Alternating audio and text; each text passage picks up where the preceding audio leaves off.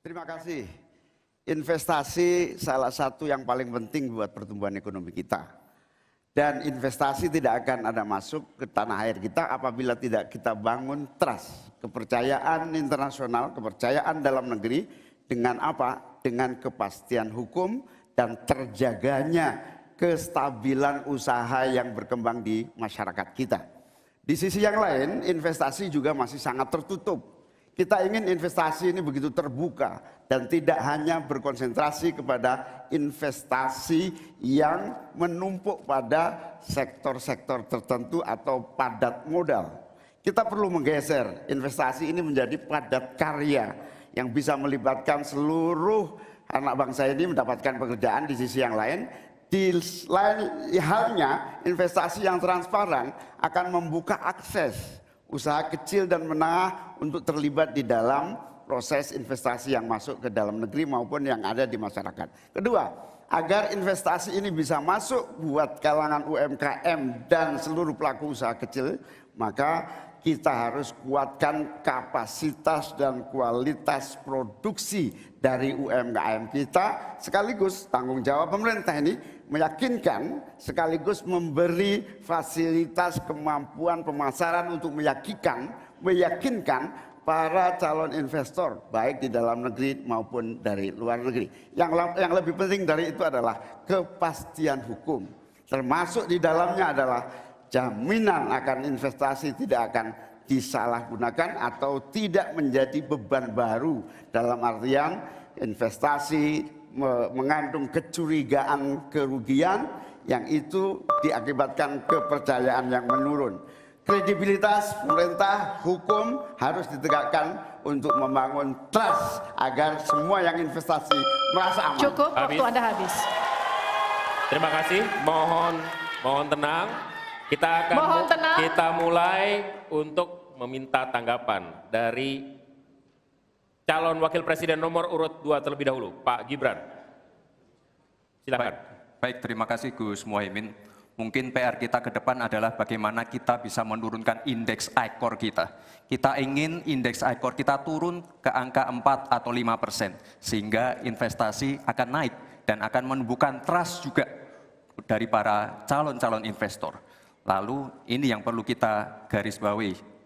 Kita ingin akses untuk logistik harus terkoneksikan sehingga distribusi bisa menurun.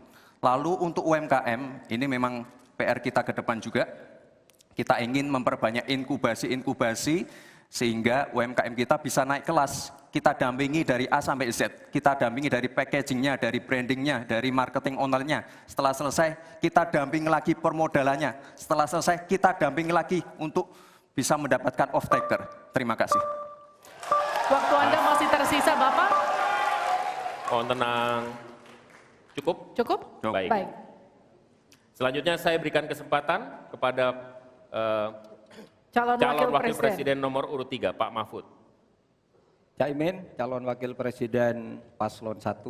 Begini, yang Bapak sampaikan itu tadi saya kira itu sangat normatif. Seharusnya begitu.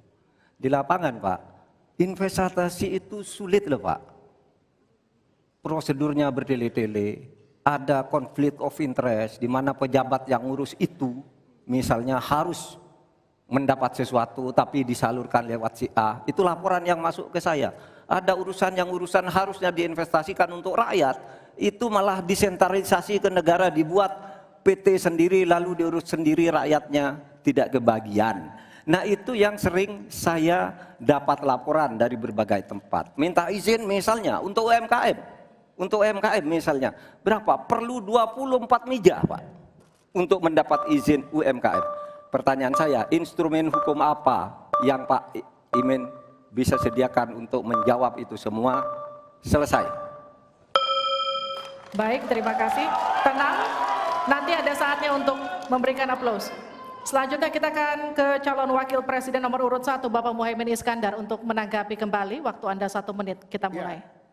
Memang apa yang disampaikan Pak Gibran, selain kita bantu permodalan dan kapasitas untuk produksi yang meyakinkan para investor masuk, ada prasyarat-prasyarat mutlak yang disiapkan pemerintah. sekaligus menanggapi Pak Mahfud. Kita punya undang-undang Omnibus Law. Kita punya sistem baru yang lebih efektif dan ramah terhadap investasi. Tetapi sekali lagi, pemerintah terlampau lambat dalam mengimplementasikan itu semua. Sehingga harus kita selepet supaya lebih cepat lagi menyediakan sarana dan prasarana bagi percepatan izin. Berbelit-belitnya izin saya setuju, menjadi penyebab utama trust itu hilang. Nah, kita harus membenahi pada wilayah pemerintahan kita yang harus memberikan satu sarana infrastruktur yang memadai. Saya setuju, logistik menjadi salah satu kunci pentingnya. Logistik yang menyambungkan antara kebutuhan murahnya angkut barang sehingga investasi Cukup, habis. waktu Anda habis.